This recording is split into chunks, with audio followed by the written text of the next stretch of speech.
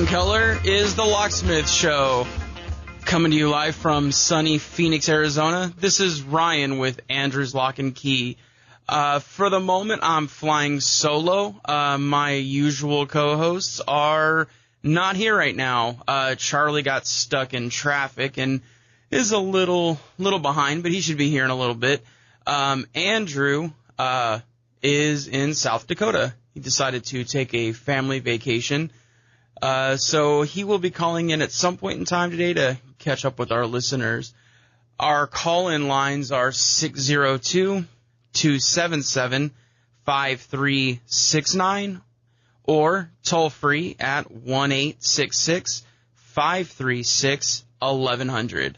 My name is Ryan once again. I am with Andrew's Lock and Key. We're based out of sunny Mesa, Arizona.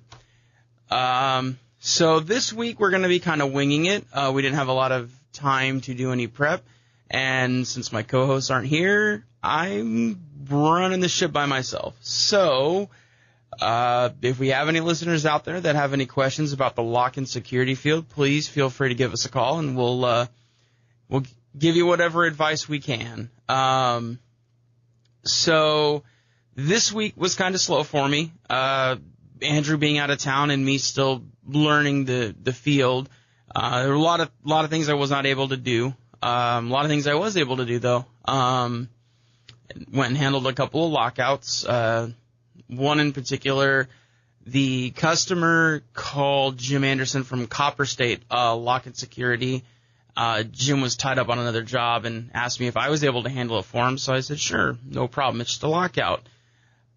Drove out to the customer's home and beat him there by a few minutes. When he got there, we looked at the situation and figured out that he had a quick-set smart key lock. Now, we've talked about those several times on the show and some of their benefits and some of their shortcomings. One of their benefits, a couple of their benefits, they're pick-proof. Well, they claim to be pick-proof and bump-proof. There's some videos on YouTube that show otherwise, but for the most part, they cannot be picked and they cannot be bumped. So, unfortunately, when you lock yourself out, we can't pick you in. We're not able to use non-destructive bypass methods to get past that lock. So I explained to the customer how the smart key works with Quickset, and he was pretty upset. Did not want me to drill his lock, and I told him, hey, if you got another door that I can try to pick open, I'm glad to. I'll even hop your fence if you want.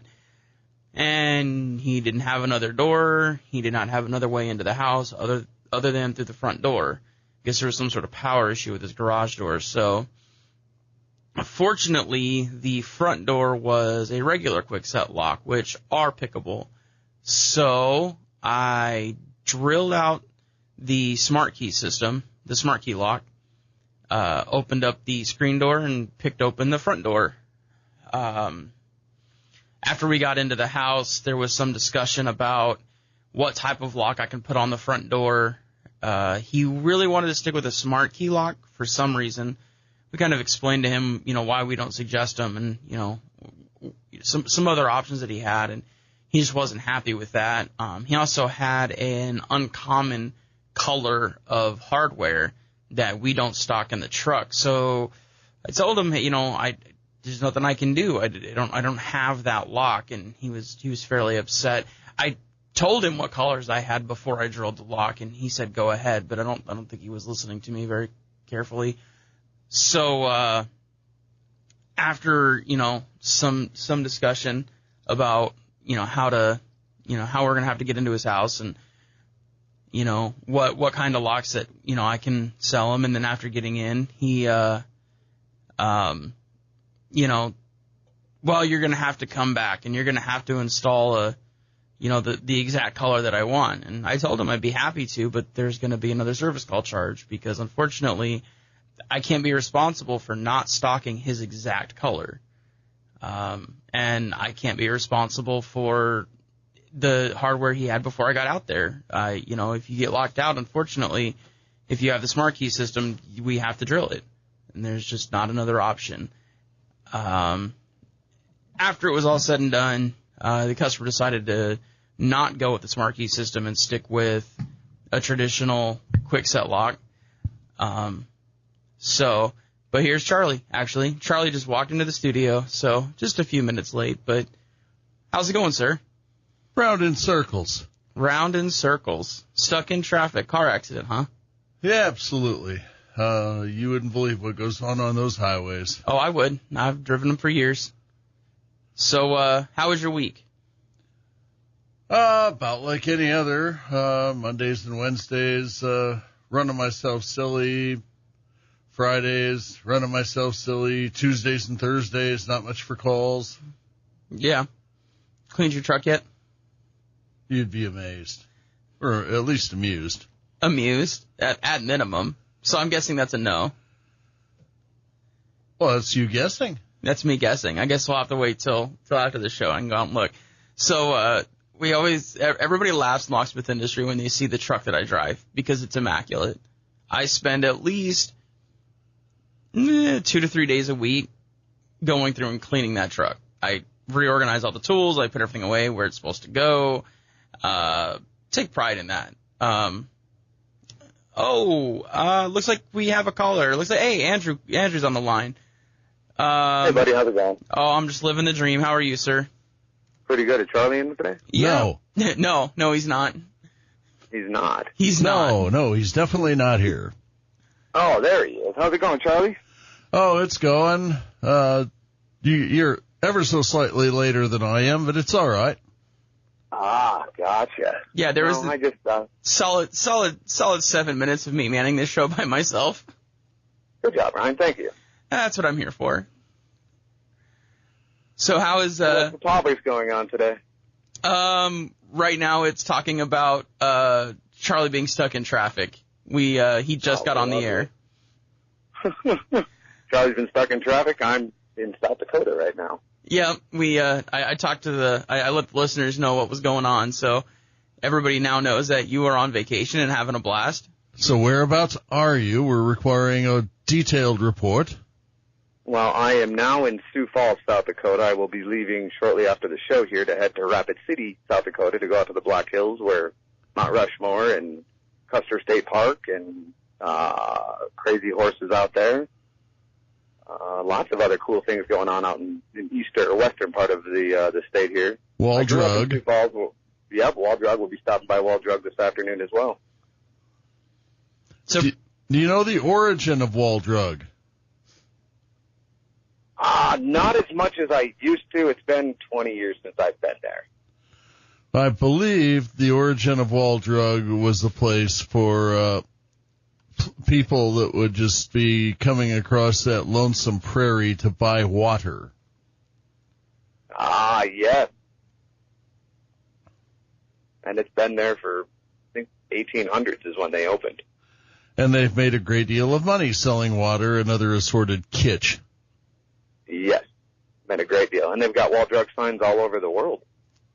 How many miles that is to Wall Drug? I think there's some in Russia, if I remember correctly, even. I wouldn't surprise me a bit, not having ever been to Russia. I don't know that one. I didn't see any when I was tripping about in London. No, I don't think there's any in London. I thought there was some there. I think there's one in Germany as well. At least that's what I was told when I was a child. See, I should have put one up in London. That's stupid. Kind of like that. That would have been funny. Kind of like that Ron surf shop out in Florida. Ron, just a big tourist trap, basically. Well, that's everywhere, especially the first couple of minutes as you're walking through Mexico. It's the tourist trap. Now, it is the first show of March, and I've always been wanting to do the March weather report for real. You have heard the March weather report, haven't you? I have not. Oh, well, for those of you that have not heard the March weather report, it goes something like, unbearably hot through October with occasional thunderstorms. And then you don't need any more weather reports until October, you see.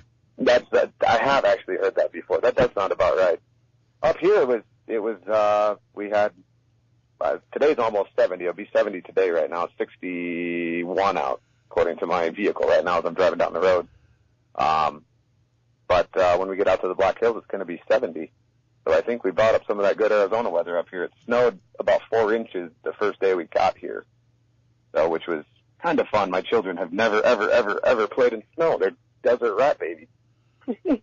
Grew up in Arizona and have never seen snow, so they had a lot of fun up here playing in the snow. So are you going to make the children into the snowmen?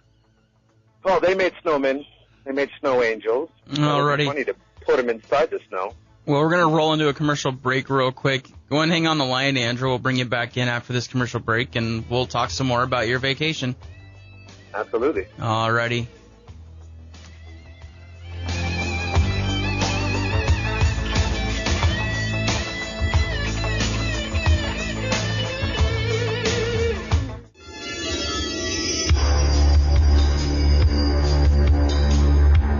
And we're back with the Locksmith Show. Andrew is still on the line with us. And don't forget, guys, you can always listen to our podcast live on the locksmithshow.com under the podcast. Or if you listen live nationwide, worldwide, you can find us on the Locksmith Show and click the Listen Live button and head over to the KFNX website to listen live. Also, most of these shows are recorded live and video recorded live, and posted on YouTube under where's that? Where's it? Locksmith Show. Yep, the Locksmith Just Show. type in the Locksmith Show. Yep. Charlie's still getting set up from trying to catch up from running late. So. Yeah, I was running late out of my breakfast this morning. They didn't get in there very quickly, so I didn't make the beginning part of the show. Not a problem. So, what's new on, you got the key made for that car the other day. You worked on a Hyundai, I believe? Subaru. Subaru, that's correct, a Subaru. Yeah, lady was, she actually came into town, for, like a disc golf tournament or something like that. And, while she was playing, she lost her keys. And, she was able to get a code for the car. And so just needed me to come out and cut and program the keys. Or, no, she didn't even need them programmed. It was a non-transponder car, so. Non-transponder car. Yep. So it was one of those, half-year, or was mid-year, 04, 05s. Car was an 05, but it was technically an 04. And so it was non-transponder. So I just met her out there, cut a couple keys for her. She was really happy to get back on the road. Very nice. But other than that, it's been I've been spending most of my time working at the studio. We're trying to finish a few things up, so when you get back, it's all done. That's what I heard. I'm kind of excited about that. We actually tracked some drums yesterday in one of the rooms. We finished it, and it sounds amazing. You're gonna like it a lot. It sounds really good in there. Very nice. So that was a lot of fun. Been real busy with that, and just staying available. Hoping we get a couple of calls while you're gone. I can go run some calls and get my hands dirty. And I thought you guys were going to be overrun with calls. I was going to have to do a bunch of them for you, but my phone wasn't ringing either. No, it's been a slow week this week. Yeah, it happens sometimes. And as always, you can meet Charlie and Ryan outside of the studio at noon, and we'll cut any key for you for free, as long as it's a house key. I shouldn't say any key. Give you a simple key, single-sided key. Come out, meet us, say hi, shake some hands. Shoot us in the head, whatever. Whatever's clever. But, so you're going to be up in South Dakota for a few more days, sounds like. Hanging with we'll be in South Dakota for 2 more days, and then we'll be in Wyoming, and then we'll be in Idaho, and then we'll be in Northern Cali and Oregon, and then we'll end up down in Southern California and make our way back to Arizona by the 21st. Well, if you're going to go as far as Idaho, you may as well complete the trip over to Seattle, go to the fish market, watch them throw the fishes around, and have dinner at top of the Space Needle. Yeah, that's definitely something I thought about doing. Yeah, the fish market in Seattle is definitely something the kids need to see. I remember seeing that when I was a kid, and I was in awe. It was so cool to see that. I've seen it as an adult, and I was still in awe. I think it's awesome. I love that fish market, and you don't even need to go eat at the Space Needle. There's a ton of like small mom and pop fish and chip shops all over the place that have amazing seafood. Yeah, but they don't have the view. The problem with all that is I hate seafood.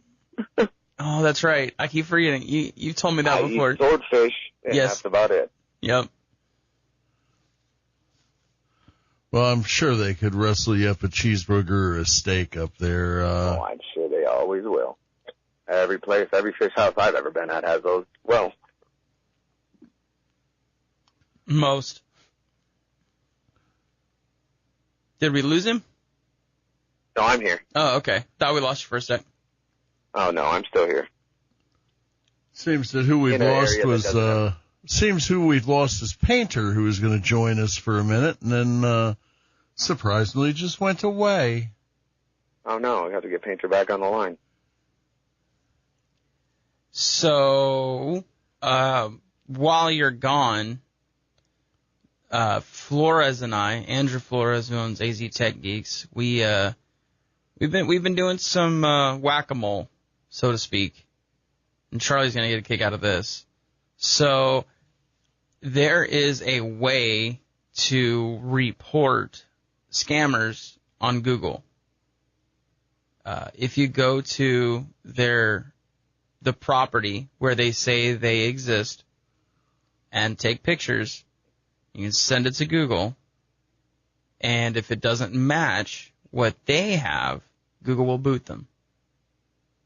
There's a little bit more to it than that, but that's a summarization. That's just the gist of it. That's the gist of it. Well, it sounds very expensive for gasoline time. Well, gasoline and service tech time to have to go out and take pictures of all these non-existent addresses, and then what do? Move next door and take another picture. And well, like I said, it's whack-a-mole. It's not the broad sweeping, And why should we have to do that when Google has the Google mobiles driving all around town, running into buses and trains with the cameras all over the top of them? Well, I understand what you're saying there.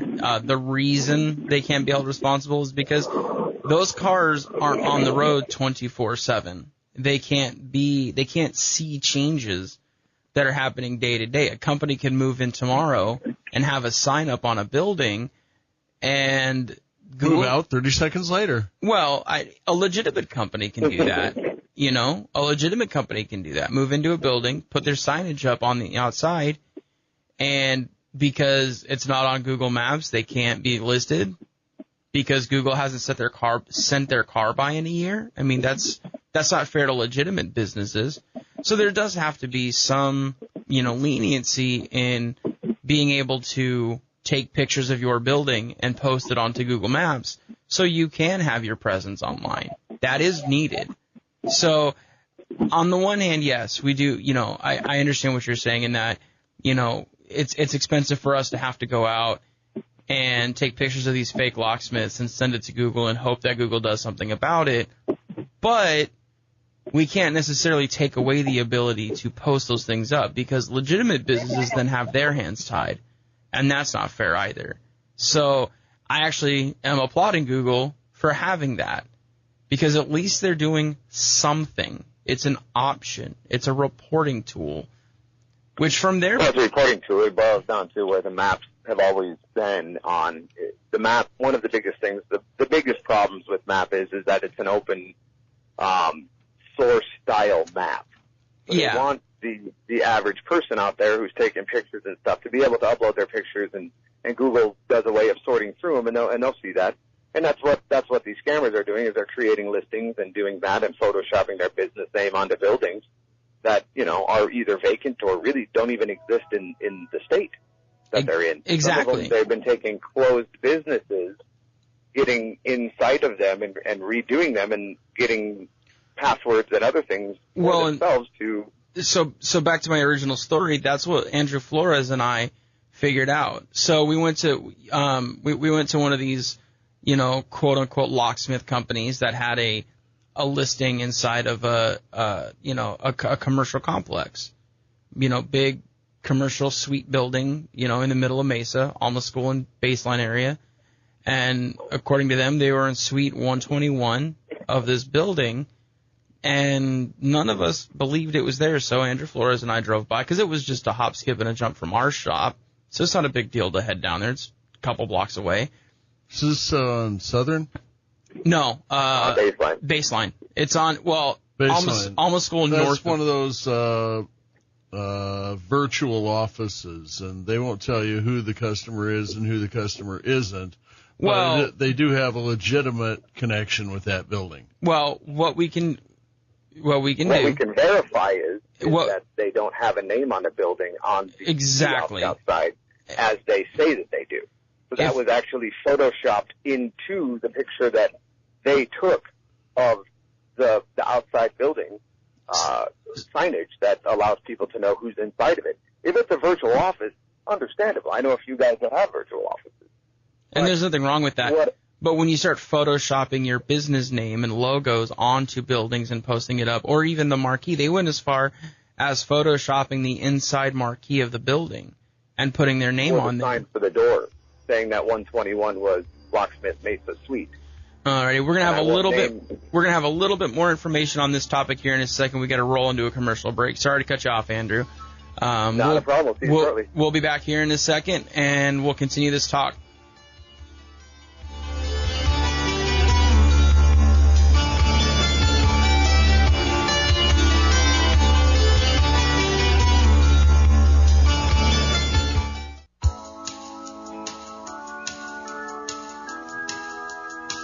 And we're back with the Locksmith Show. I'm your host, Ryan, with Locksmith Charley and Andrew with Andrew's Lock and Key. Our call-in numbers are 602-277-5369 or toll free at 1-866-536-1100. We have Andrew calling in from South Dakota.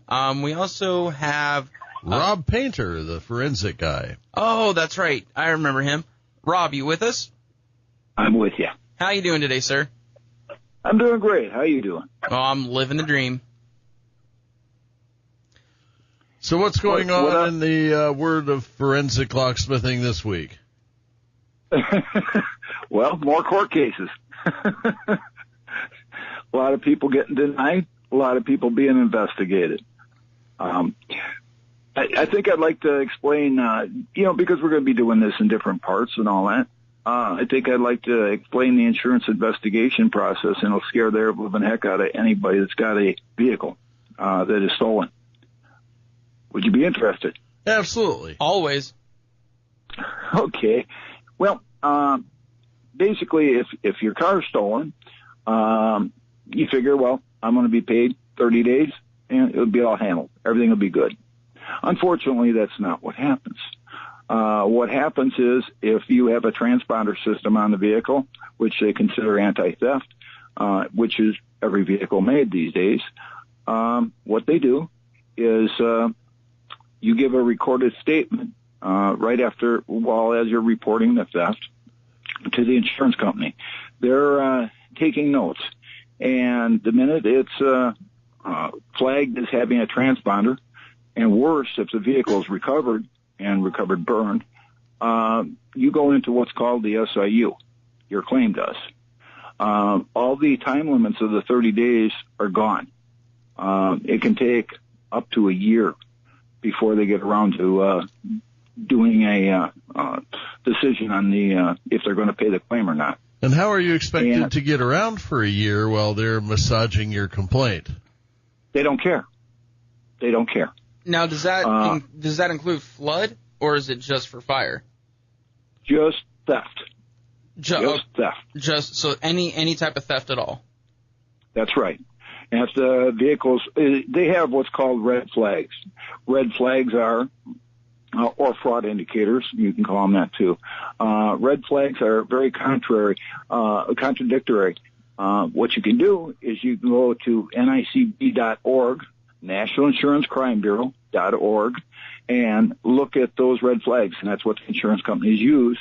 And you'll find they're very contradictory. If the vehicle's missing parts, it's fraud. If it's not missing parts, it's fraud. If it's surgically stripped, it's fraud. I mean, it's absolutely unbelievable. And they have those lists right up there on NICB.org. And so what they do is they put together these red flags. And once they got the red flags, they send it to what's called the SIU, the Special Investigations Unit.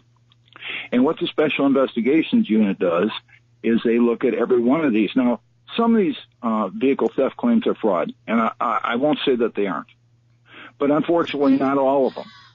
And all of them end up going, they get red flagged, and they all get investigated. And what happens is they'll turn around, they'll ask you questions, and you'll get the impression that possibly you're being accused. We'll go with your gut feeling, because you are. They're basically accusing you of stealing your own vehicle. And if it's recovered burned, their attitude is, well, a thief wouldn't burn a car.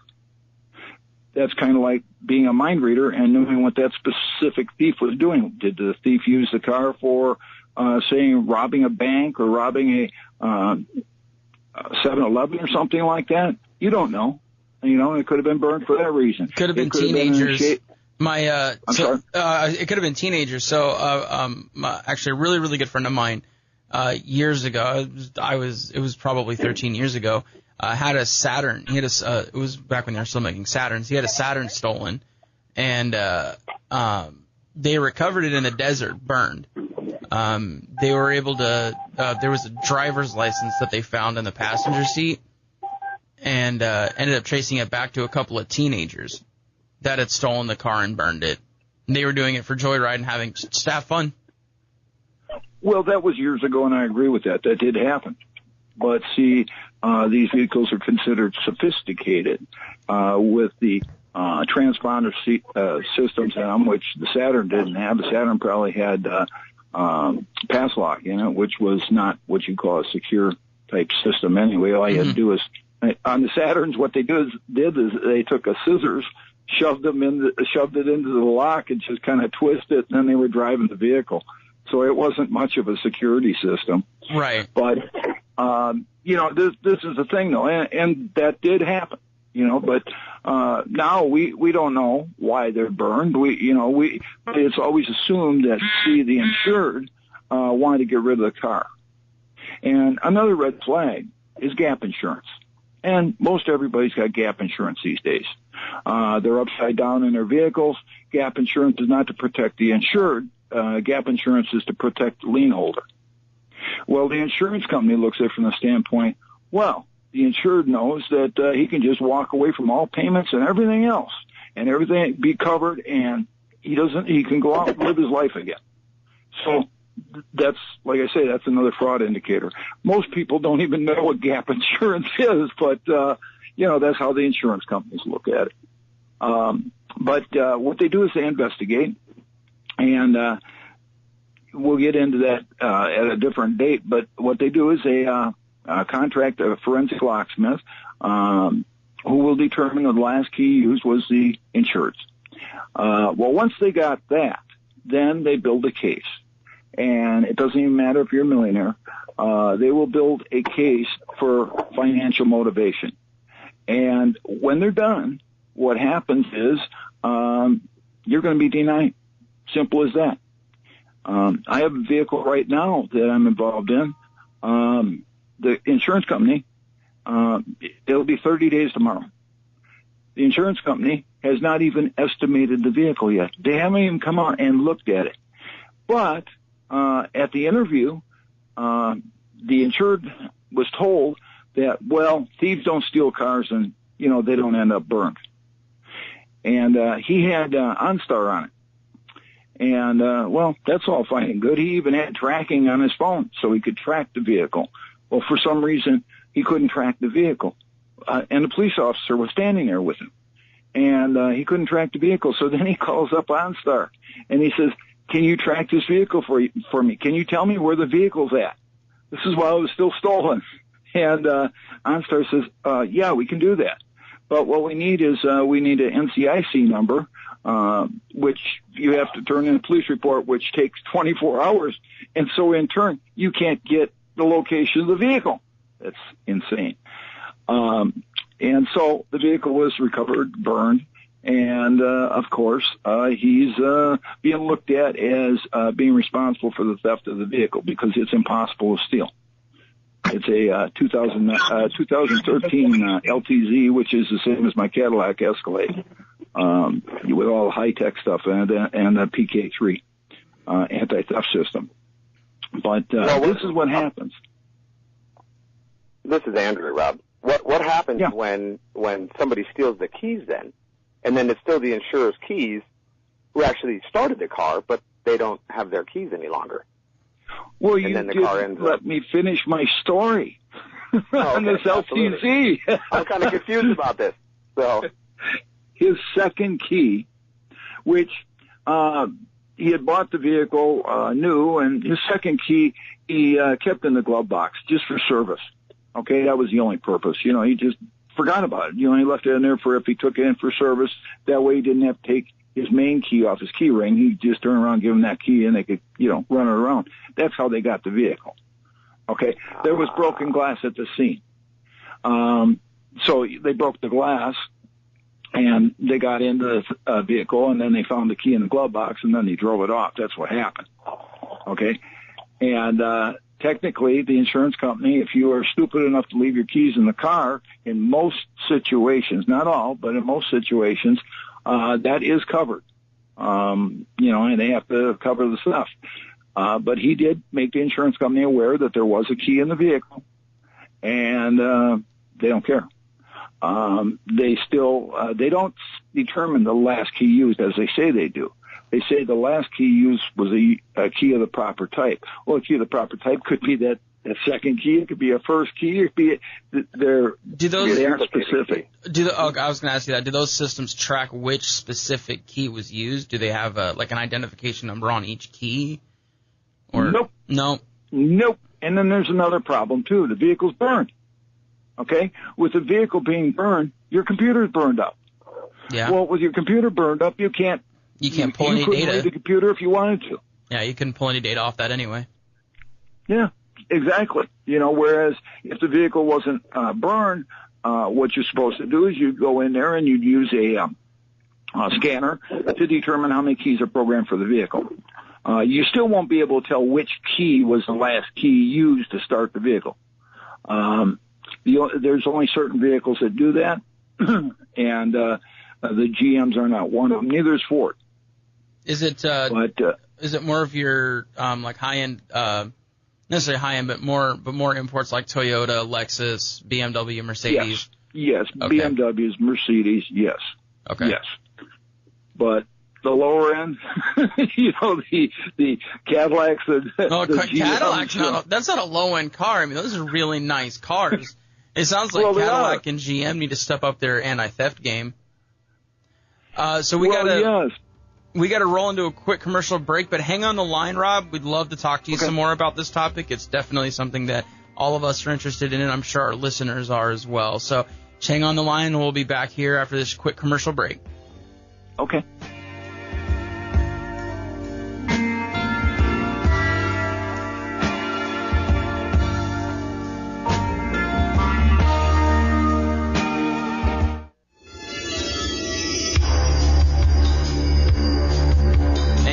Back with the Locksmith Show. We have Rob Painter on the line with us. He is a forensic locksmith that works with people that are fighting insurance claims on stolen vehicles.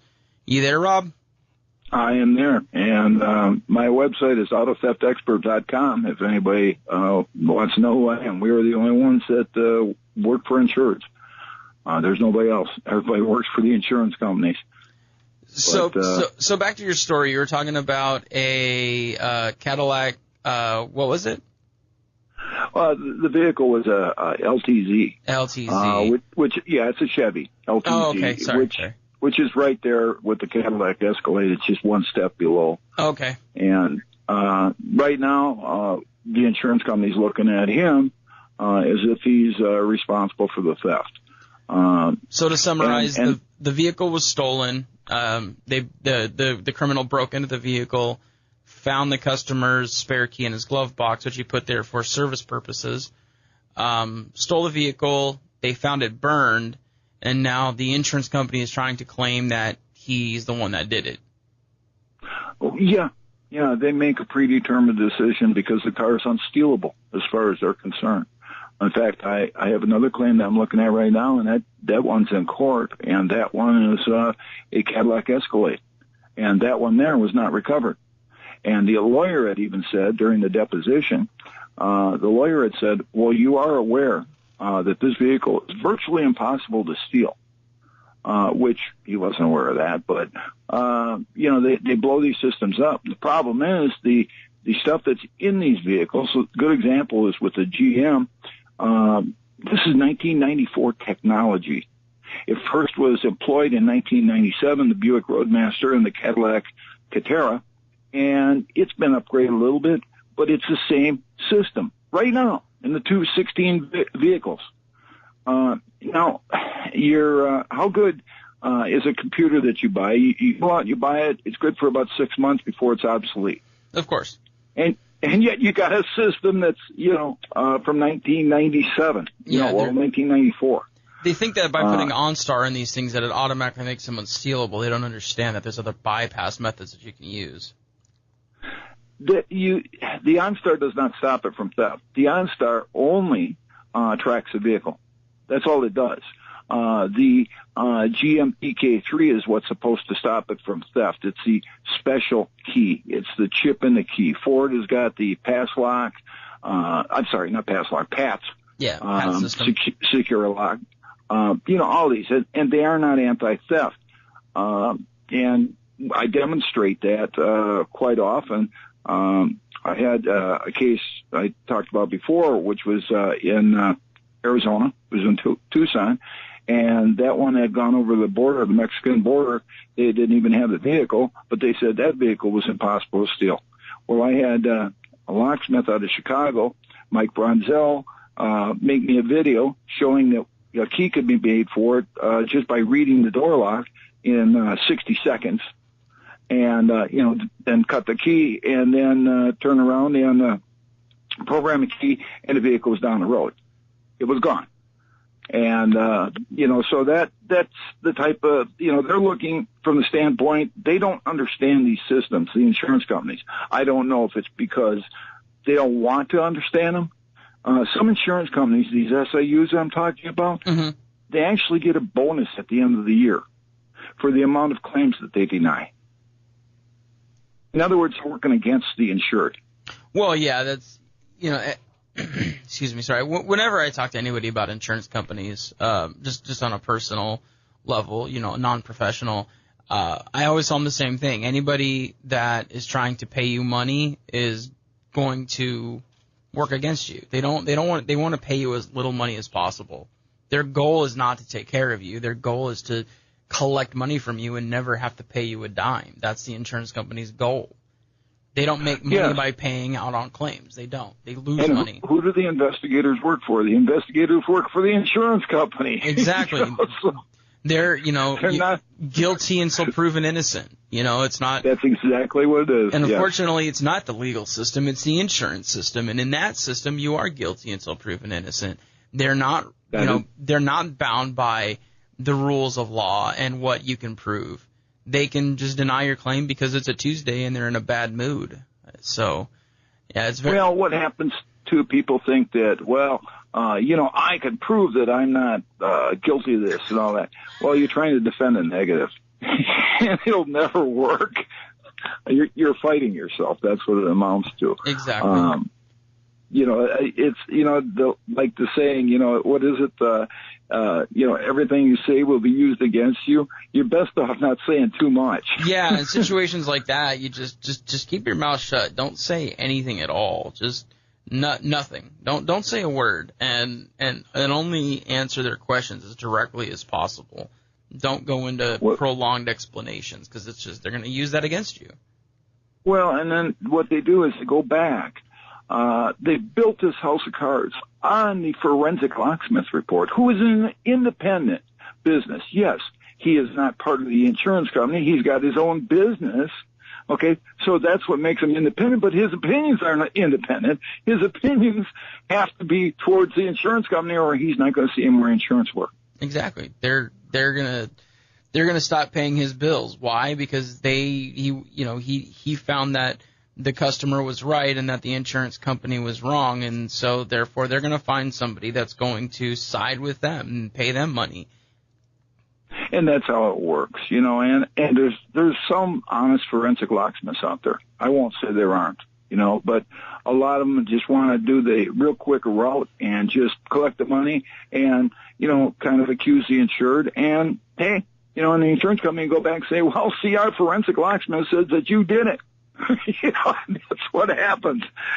Well, and that's how they build a case against you. Well, and the service that you're providing is a real benefit to people out there, because if they find themselves in these situations and they don't have anybody on their side, if they are not, they are having a hard time finding a forensic locksmith, a person like you that's willing to go to bat for them.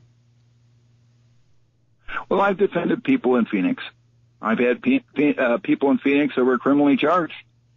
The insurance companies sometimes take this to the next level. They refer it over to the prosecution, and the prosecution turns around and prosecutes them. And that's what I was saying about the Tucson case. So that happens. It's a scary situation. Definitely, yeah. I've had to deal with insurance companies before. I let a family member borrow my vehicle, and they rear-ended somebody, and the claim process through my insurance company went very smoothly. They cut the check right away and had my truck paid off, for what it was worth. But unfortunately, I was upside down in the truck, but I did have gap coverage. But the gap company refused to pay the claim. They sent me this, this form. They're like, you need to fill this out, and we need this, X, Y, and Z document from the city. Well, I called the city of Tempe, and they're like, we don't even have that document. We've never even provided that. We don't even know what that is. It doesn't exist. But see, that's where I come in too, because I handle these gap situations too. I wish I would have known about a guy like you when I did that, because I ended up just throwing my hands up in the air and paying what I owed them, because I was just, I don't want to deal with this anymore. I mean, it wasn't a lot of money. It was, $1,500. I was like, all right, here you go. Yeah, but it's still $1,500. And the thing is that, I work with the gap companies, and no, they don't want to pay.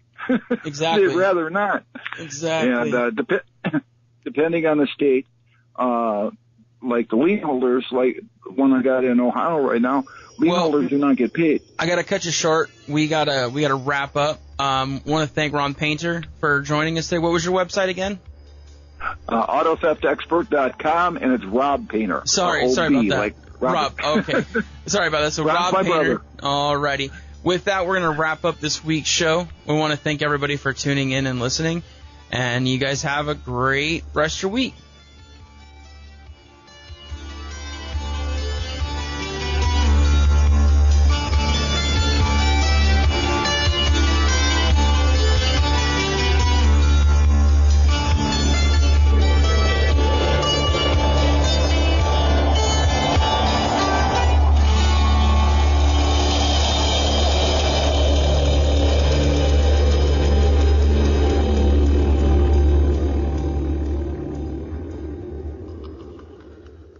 No matter how well you plan, no matter how careful you try to be, emergencies happen. Like when the car doors slam shut at the precise moment you realize your keys are still in the ignition, the baby's firmly secured in the car seat in the back, and now you really need a locksmith.